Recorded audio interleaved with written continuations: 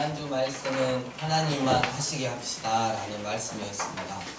우린 지난주일 본문 말씀에 질투하고 불평하며 그 포도원 주인에게 따지는 자들을 통해 깨달은 것이 있었습니다. 그것은 하나님 뜻에 순종하며 사는 것 같아도 결국은 하나님의 선하신 뜻을, 결국은 긍휼의 마음이 기초가 되어 정의를 행하시는 하나님의 뜻을 이겨먹어 하나님조차도 내 마음대로 좌지우지하려는 모습이 있었다는 것. 우리 이제부터는 하루에만 5번 장터를 친히 왔다 갔다 하시는 그 하나님 아버지의 마음을 헤아리며 살아가자고 해드렸습니다. 내가 하나님을 통제하려고 하지 말고 하나님 아버지의 긍휼의 마음에 우리가 통제당하자고 했습니다. 그래서 우리를 통해 하나님만 하시게 하자고 했습니다. 마태복음 20장 1절 함께 암송하시겠습니다. 살아계신 풍분을 얻어 이 아침에 향한 마태복음 20장 1절 말씀. 아멘. 오늘은 섬기는 주인 비유 이야기입니다. 주인인데 섬기는 주인입니다. 이 비유 전체는 종인 제자들과 섬기는 주인에게 초점을 맞춥니다. 참다운 종의 자세를 보여주는 모델이 주인입니다. 이 모델은 섬김이 노예 노릇과 같지 않음을 분명하게 보여줍니다. 예수님, 당신을 섬김이 완전한 자유입니다 라는 기도문이 있습니다. 여러분, 이 기도문이 이해가 되십니까? 예수님, 당신을 섬김이 저에게는 완전한 자유가 됩니다. 첫 번째 장면입니다. 너희 허리에 띠를 띠고 너희 등불을 켜고 있으리니. 두 단어로 이루어진 장면들이 곧장 나타납니다. 종들은 자신이 입은 옷에 허리띠를 띈 채 등불을 켜고 있으라는 말을 듣습니다. 중동의 남자와 여자가 모두 입는 긴 옷은 땅에 거의 닿습니다. 예전이나 지금이나 이 긴 옷은 띠 없이 입습니다. 날씨가 너무 덥다 보니까 대부분의 사람이 헐거운 옷차림을 선호합니다. 여러분, 우리 이렇게 몸이 좀 이렇게 하나님 은혜로 이렇게 튼튼하신 분들도 어때요? 옷이 이렇게 어때요? 예, 구속 안 받으려고 이렇게 통으로 되는 옷을 많이 입듯이 여기는 너무 덥다 보니까 우리 가운데 그런 사람은 없어요. 그래서 생각은 또 하지 마시고, 아무튼 날씨가 너무 덥다 보니까 대부분의 사람이 헐거운 옷차림을 선호합니다. 하지만 어떤 격렬한 활동을 할 때는 허리에 띠나 줄을 매어 옷 밑자락이 땅에 닿지 않게 하여 평소와 다른 차림새를 해야 합니다. 히브리인들은 6월절 전날 저녁에는 곧장 길을 떠날 수 있게 옷을 단단히 동여매라는 지침을 받았습니다. 엘리야는 그 아하방 왕 전차 앞에서 다름질할 때 자기 허리를 동여맸습니다. 또 에레미야는 열방을 향한 그의 사역을 시작할 때, 하나님의 선지자로서 사역을 시작할 때 허리를 동여매라는 분부를 받았습니다. 그러니까 중동 지역에서 긴 옷을 입었으나 띠를 하지 않은 사람은 여행할 채비를 하지 않았거나 일할 준비가 되지 않은 사람을 뜻하는 것입니다. 전기 없이 살아본 사람만이 어둠이 내린 뒤에 등불을 준비해서 밝히는 일이 얼마나 어려운지 안다고 합니다. 이 비유 속의 종 혹은 제자는 밤이 아무리 길어도 언제나 등불을 켜두라는 분부를 받습니다. 그렇다면 왜 이 장면은 밤을 배경으로 삼았을까요? 다음 장면은 주인이 밤에 벌어진 혼인잔치에 가 있음을 우리에게 일러주므로 첫 번째 장면을 완성합니다. 너희는 자기 주인을 기다리는 사람들과 같이 되어 주인이 혼인잔치에서 물러나 돌아와서 문을 두드릴 때 그에게 곧 문을 열어줄 수 있게 하라.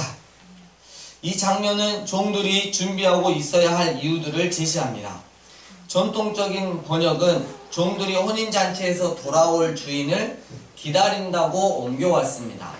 하지만 더 정확하게 번역을 하면 종들이 혼인잔치에서 물러나 돌아올 주인을 고대한다라는 뜻입니다. 몹시 설레이면서 기다린다는 뜻입니다.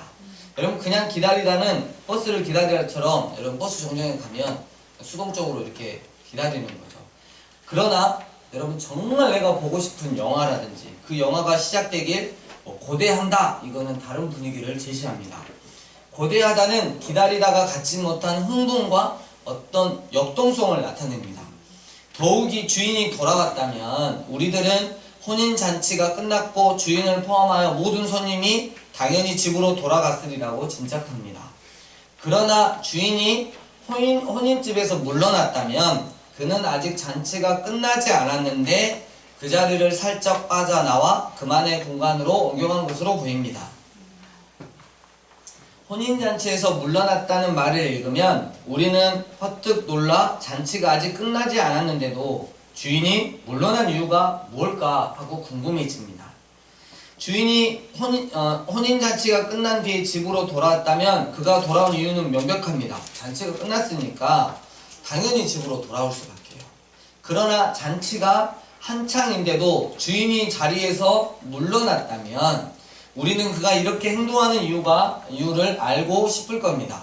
더구나 우리는 주인이 도착하자마자 문을 두드리는 모습을 발견합니다. 중동에서는 낯선 방문자만 밤에 문을 두드리기 때문에 주인의 행동은 놀라운 것입니다. 누가복음 11장 밤중에 찾아온 벗 비유에서 주인은 이웃을 찾아가서 부르지 문을 두드리지는 않습니다. 느닷없이 문을 두드리면 잠든 벗이 놀라겠지만 누군지 다 아는 목소리로 어이 김씨, 어이 누구씨, 진씨, 나야, 문 열어 라고 부르면 그 집 사람들도 별일이 아닌 줄 알고 안도할 것입니다. 따라서 집주인은 이내 문을 열어줄 것입니다. 요한계시록 3장 20절은 이렇게 말합니다. 보라, 내가 문 밖에 서서 두드리노니 누구든지 내 목소리를 듣고 문을 열면 내가 그에게 들어가리라. 하나님이신 방문자는 문을 두드리고 계십니다. 집주인은 문 두드리는 소리가 아니라 익히 아는 목소리에 문을 엽니다. 사랑하는 이의 음성을 들으니 잠근 문을 열고 싶은 마음이 일어나는 것입니다. 그렇다면 왜 주인은 종들을 부르지 않고 문을 두드렸을까요? 이 질문에 대한 가장 그럴싸한 대답은 주인이 자기 목소리가 거쳐 전처에 울려 퍼지기를 원치 않았다는 것입니다. 문 밖에서 속삭이듯 부르면 문 안에서 듣지 못하지만 문을 두드릴 경우에는 조용히 두드려도 그 종들이 깨어 지키고 있으면 종들이 들을 것입니다. 주인이 부르지 않고 문을 두드리면 비록 그 목소리가 집 전체에 울려 퍼지지 않아도 그가 혼인잔치에서 빠져나온 것이 종들에게 알려질 것입니다. 그러니까 주인은 자기가 문을 두드려도 아무리 밤이 깊어도 종들이 곧장 문을 열리라고 자신있게 기대했던 것입니다. 우리 종들은 자고 있지 않을 거야. 날 기다리고 있기 때문에 내 음성도 필요 없고 문을 조용히 딱딱 두드리면 바로 나올 것이야. 다음으로 주인이 혼인잔치에서 떠나오지 않고 물러나온 것이 분명하다면 이 잔치는 아직 끝나지 않은 것이 틀림없습니다. 그렇다면 주인은 왜 일찍 혼인잔치를 떠났을까요? 다음 장면이 나옵니다. 그 노예들은 복이 있도다. 주인이 와서 깨어있는 것을 발견한 진실로 내가 너희에게 이르노니 주인이 띠를 띠고 그들을 음식을 먹을 수 있게 기대어 눕게 하고 그들에게 와서 그들을 섬기리라. 만일 밤 9시부터 12시 혹 밤 12시부터 새벽 3시에 주인이 와서 그들이 그리하고 있음을 발견하면 그 노예들은 복이 있도다. 이 장면에서의 종들은 노예임을 밝힙니다. 이 비유가 묘사하듯이 큰 토지를 가진 집에는 여러 계급의 사람들이 어울려 살았습니다.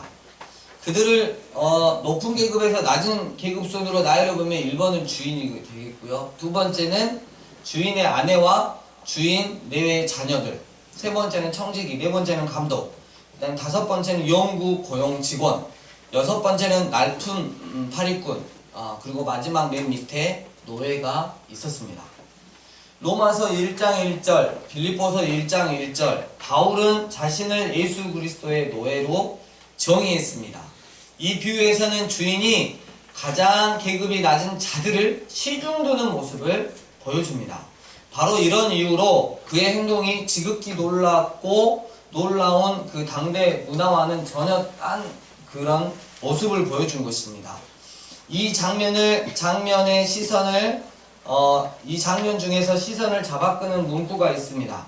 시작과 끝에는요, 그 노예들은 복이 있도다 라고 말씀하고 있습니다. 복이 있도다라는 원문적인 의미는 미래의 어떤 상태가 아니라 이미 존재하는 상태를 가리킵니다. 이 본문의 의미는 종들이 깨어 준비하고 있으면 주인이 그들에게 복을 주어 보상할 것이다 라는 뜻이 아니에요. 오히려 그 의미는 등불을 켜고 옷에 제대로 띠를 띈 채 깨어서 주인이 도착하길 간절히 기다리는 종들은, 그 노예들은 이미 하나님의 복으로 가득한 자요 그 집에도 복이 있도다 라는 뜻입니다. 그들이 누구인가를 보여주는 것은 그들이 행동하는 방식이지 그들이 갖지 아니한 무언가를 얻으려는 시도가 아니라는 것입니다. 주인은 와서 그 복된 노예들이 깨어있음을 발견합니다. 종들은 주인 시중을 들려고 충직히 기다리고 있었습니다. 그러나 주인은 도착하자마자 섬김을 받는 게 아니라 곧장 자기 침실로 가서 줄 혹은 띠를 가져와서 집어서 자신이 혼인잔치에 입고 간 옷을 동여매니 종들이 깜짝 놀랐습니다. 이는 무슨 행동일까요? 마루를 닦으려는 것일까요? 주인이 아랫사람이나 하는 일을 하겠다고 자기 옷을 띠로 묶는 것은 생각조차 할 수 없습니다. 실제로 지체가 낮은 종과 노예만이 그 옷에 띠를 맵니다. 주인은 마루를 닦으려는 것이 아닙니다. 그는 종이 되어 종들을 섬기려고 합니다. 누가복음의 드문 말인 진실로 내가 너희에게 이르노니가 이 놀라운 행동을 소개합니다.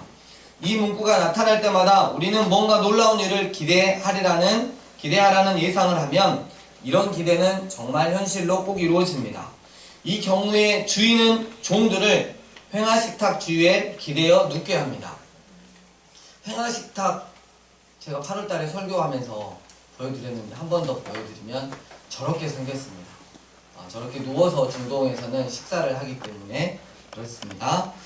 예수님이 다락에서 발을 씻어주시러 하실 때 베드로가 그랬던 것처럼 종들도 당연히 사양하며 주인의 말을 따르려 하지 않을 겁니다. 중동에 좋은 종은 제 분수를 알기에 주인이 각 그 가족과 및 손님과 식사를 하는 자리에 기대어 눕는 일은 정말 상상조차도 하지 않을 것입니다. 종 혹은 노예가 자리에 기대고 누우라는 명령을 받았다면 주인은 그들이 식사할 때 시중을 들려는 것이 분명합니다. 기대에 눕는 목적은 여러분 그 다음 순서는 뭐냐면 음식을 먹는 것입니다. 그렇다면 그들이 먹을 음식은 무엇일까요? 주인이 종들에게 제공하려는 것은 무엇일까요? 종들은 주인이 혼인잔치에서 진수성찬을 들 것이요 따라서 허기진 채 집에 오지 않으리라는 것을 너무나 잘 알고 있었습니다. 부엌에는 따라서 준비해 놓은 음식은 없었습니다. 본문에는 주인이 돌아오면 뭔가 요기조하게 준비해 놓으라는 요구를 종들이 받았다고 암시하는 내용도 없고 주인이 서둘러 종들이 먹을 음식을 준비한다고 일러주는 내용도 없습니다. 종들이 기대고 눕고 주인이 종들의 시중을 드는 것이 지연되었다고 암시하는 내용도 분명 없습니다. 그렇다면 우린 제공된 음식을 이렇게 이해할 수 있습니다. 이 이야기 자체를 놓고 볼 때 주인이 음식을 가져왔다고 추정하는 것이 가장 자연스럽습니다. 무슨 음식일까요? 그 대답은 분명합니다. 혼인잔치에서 가져온 음식입니다. 이제 더 큰 그림이 나타나기 시작합니다. 혼인잔치가 한창일 때 주인은 자기 집에 있는 종들이 기억났습니다. 그는 자기 앞에 있는 진수성찬을 그릇에 가득 채워 자리를 살짝 빠져나왔습니다. 그는 얼른 자신의 집으로 돌아가서 자기 종들로 그와 더불어 혼인잔치에 참여할 수 있게 합니다. 더 나아가 주인은 몸소 종들의 시중을 듭니다. 이런 극적 행동은 세계 어느 문화에서나 충격 아니겠습니까? 이 보석 같은 비유에서 특히 강조할 때 이 두 번째 점은 주인이 혼인잔치 중에 자기 뜻을 행한 시종을 보내지 않았다는 사실입니다. 여러분 친구들, 시종은 그 종들 중에서 주인 옆에 뽀짝 붙어서 바로 말하면 그 명령을 수행하는 종이에요. 주인은 마음만 먹으면 잔치 시중을 드는 종 하나를 불러 주인의 집에서 자신을 기다리는 종들에게 큰 그릇에 담긴 음식을 전해주라고 분부할 수도 있었습니다. 그런데 주인은 그리하지 않고 자신이 직접 갑니다. 주인은 종을 보내는 것만으로는 성이 차지 않았던 것입니다. 주인이 자기 종들에게 이르러 노예와 같은 옷을 입고 성대한 혼인잔치 음식으로 그 종들을 섬길 때 이 비유 이야기는 절정에 이릅니다. 여러분, 주인이 종들에게 오는 것, 이것은 바로 하나님의 아들이신 예수님께서 하나님의 영광을 잠시 뒤로 한 채 이 땅에 인간의 몸으로 친히 오신 성육신을 의미하는 것입니다. 또 자신이 직접 종이 되어 섬기는 모습은 십자가에서 자신의 생명을 내어줌으로 우리의 죄를 대신 치르는 대속을 의미하는 것입니다. 6권짜리 방대한 복음서 주석을 쓴 그 유명한 마타 알 미스킨 수도사는 오늘 본문의 비유 이야기에 대해 다음과 같이 말합니다. 성찬과 관련된 이 비유의 신비는 지극히 심오하다. 본문 말씀 중 깨어있는 자는 주님과 실제로 만나는 영적 의식의 영역으로 들어가는 사람들을 가리킨다. 이곳은 노예가 더 이상 노예이지 않고 사랑을 나누고 영광을 함께하는 동반자가 되는 곳이다. 이곳은 사랑받는 사람들이 사랑을 베푸시는 이의 식탁 주위에 앉는 곳이다. 이곳은 사랑을 베푸시는 이가 영광을 받으시고 그가 앉아서 자기 몸을 떼어 먹여주는 곳이며 그의 잔에 있는 음료를 주시는 곳이다. 이곳은 당신의 희락과 기쁨과 영광을 우리와 함께 나누시는 곳이다. 예수님은 당신이 원하고 택하신 때에 이런 일을 이루신다. 깨어있는 이들, 세상이 배척하고 거부하는 이들과 함께 이런 일을 성찬의 신비를 통해 이루시는 것이 그의 기쁨이다. 그가 그들에게 오사 그들의 눈에서 눈물을 씻어주시고 그들이 당신의 사랑을 맛보게 하심으로 그들이 겪은 고난을 잊게 하신다.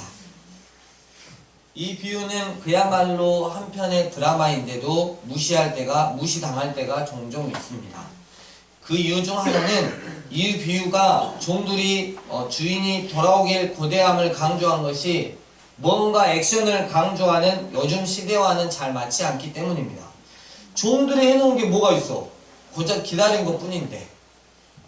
여러분, 주님이 원하시는 것은 우리가 어떤 결과물을 만들어내는 것이 아니라 어떠한 성공을 해서 주님께 드리는 것이 아니라 주님이 말씀하셨으면 액면 그대로 그것에 순종하고 변함없이 늘 한결같은 마음으로 주님을 신뢰하며 기다리는 것입니다. 주님이 우리한테 허리에 띠를 띠고 등불을 켜서 있으라고 하면 그것도 새벽 2시, 3시까지 그러라고 말씀하시면 내 상식으론, 내 생각으론 이해가 가지 않지만 주님이 말씀하셨으니까 그러고 있으면 되는 것입니다. 주님은 우리가 어떤 결과물을 만들어내거나 세상에서 엄청나게 성공하는 것보다 주님 당신을 늘 신뢰하며 말씀에 순종하는 것을 원하신다는 것입니다. 신라권의 저자로서 셰익스피어의 더군가는 대시인으로 평가되는 영국의 시인이었던 존 밀턴이라고 하는 사람이 있습니다. 여기 신라권은 아담과 하와의 언제를 다루는 그 어마무지한 그 책입니다. 시간 나시면 읽어보시기 바랍니다. 최소 6권입니다. 그래서 한 1년 시간 잡고 읽으시면 되겠습니다. 그의 문필과 정치 이력이 정말 정점에 이르렀을 때 안타깝게도 그는 44세의 나이로 시력을 잃습니다. 빛이 사라져 갔을 때 밀턴은 이 지금 오늘 우리가 함께 본 오늘 본문 말씀의 비유 이야기를 한 편의 시로 지었습니다. 이렇습니다. 생각해보니 이 어둡고 넓은 세상에서 반평생도 지나지 않아 내 빛이 사라졌구나. 게다가 감춰두면 죽어 없어질 한 달란트, 무익하게도 내게 묵혀두었구나. 그래도 이제 내 영혼을 더 기울여 그것으로 내 창조주를 섬기며 그가 다시 오셔서 꾸짖지 않으시게 진짜 내 진짜 계산서를 드려야 하거늘. 하나님은 어찌하여 낮 동안에 일하라 하시면서 빛을 빼앗아 가셨는지 어리석은 질문을 드리도다. 그러나 내 믿음이 그 중얼거림을 막으며 얼른 대답하길, 하나님께서는 사람의 공로도 재능도 필요 없으며 그의 부드러운 멍에를 가장 잘 짊어지는 자가 그를 가장 잘 섬기는 자니, 그의 어미는 왕의 위엄이요 수천 천사가 그의 명령에 땅과 큰 바다를 지나 쉼없이 달리도다. 그들도 다만 서서 시중 들며 섬기도다. 성공만을 지향하는 이 경쟁 세계에서 이 비유와 밀턴이 이 비유에 보인 반응은 정말 우리가 깊이 곱씹어 볼 가치가 있는 것 같습니다. 한 명이 더 있어요. 여러분 너무나 잘 아신 아인슈타인을 그 대를 잇는 2018년 3월 14일에 죽은 천재 물리학자 스티븐 호킹이라고 하는 자가 있습니다. 여러분 잘 아실 것입니다. 이 사람이 죽으면서 유고집을 남겼죠. 제목은 신은 없다라는 것입니다. 21살 때 루게릭병을 앓았어요. 그래서 50년 동안 정말 휠체어를 타면서 정말 그 일그러진 모습으로 그렇게 살았죠. 근데 이 스티븐 호킹이 뭐라고 말했냐면, 왜 신이 없냐면, 신이 있다면 날 이런 고통 가운데 이런 병을 얻어서 살게 하지 않았을 것이다. 때문에 신은 없다라고 이야기를 했습니다. 여러분 우리는 스티븐 호킹 같은 자가 되어야겠습니까? 아니면 자기 시력을 빼앗아 감에도 불구하고 여전히 하나님을 신뢰하고 하나님을 사랑하는 존 밀턴과 같은 자가 되어야 하겠습니까? 말씀을 정리합니다. 섬기는 주인 비유 이야기. 주인은 종들에게 허리에 띠를 띠고 등불을 켜고 자신을 고대하라고 말했습니다. 자신이 혼인잔치에서 물러나 돌아와서 문을 두드릴 때 곧바로 문을 열어줄 수 있도록 말입니다. 종들에게 무슨 특별한 일을 시키는 것은 아니었습니다. 단지 종들의 마음가짐이 그냥 할 수 없이 기대감 없이 자신을 기다리는 것이 아니라 고대함으로 설렘을 가지고 기다리라는 것이었습니다. 과연 주인은 자신을 고대함으로 기다리는 종들을 실망시키지 않았습니다. 주인은 혼인잔치 도중 만난 음식을 그릇에 가득 채워 그곳을 빠져나와 곧바로 집으로 돌아와 문을 두드렸습니다. 설레임으로 기다리고 있는 종들이 문을 열었습니다. 그들이 사랑하고 섬기는 주인님이었습니다. 주인은 와서 복된 종들이 자신이 명한 대로 깨어있음을 발견했습니다. 마음이 정말 흐뭇했습니다. 이제 주인은 띠를 가져와 자신의 긴 옷을 동여매더니 오히려 자신이 종이 되어 자신의 복된 종들을 섬기기 시작했습니다. 종들이 회화식탁 주위에 기대어 눕게 합니다. 종들을. 그리고 아까 그 혼인잔치에서 자신의 복된 종들을 위해 챙겨놓은 진수성찬의 음식을 짠 하고 꺼내어 그들을 먹였습니다. 주인은 물어봅니다. 야, 내가 혹시 새벽 3시에 와도 너희들 허리에 띠를 띠고 등불을 켜고 나를 정말 거대하며 기다릴 수 있겠냐? 사랑하는 광주 삶의예배교회 예배자 여러분,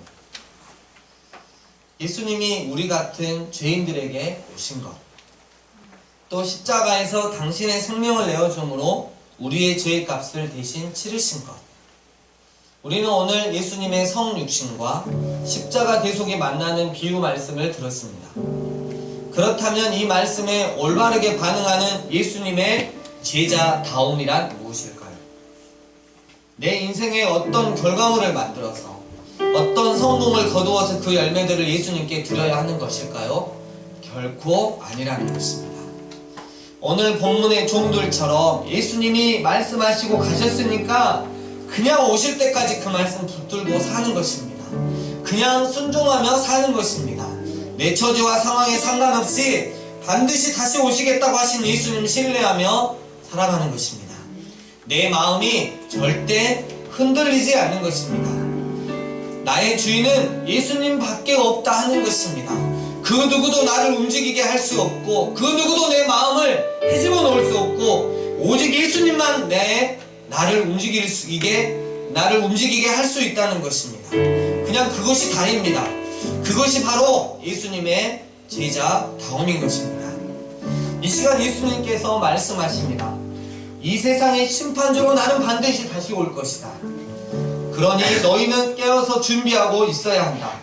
설마 새벽 3시에 오겠어? 하는 그 순간에도 너희는 허리에 띠를 띠고 등불을 켜고 나를 고대하며 기다릴 수 있어야 할 것이다. 우리가 진정 예수님의 제자라면 예수님의 제자다움을 보여드려야 하는 것입니다. 나의 구원자이시고 주님이신 예수님께서 말씀하셨으니 반드시 다시 오실 예수님 고대하며 오늘 하루도 살겠습니다. 그 어떤 순간에 오셔도, 그 어떤 상황에 오셔도, 정말 말이 안 되는 상황에서 오셔도 우리는 강주 삶의 예배인 교회 공동체는 예수님이 말씀하셨던 그곳에 탁 하니 서 있겠습니다. 그리하여 당신의 복된 노예, 당신의 복된 제자가 되겠습니다. 우리 이번 한 주 예수님의 제자답게 살아가시는 여러분 되시길 주의 이름으로 부탁드립니다. 아멘. 주신 말씀 가지고 하나님 앞에 기도하며 나아갑시다.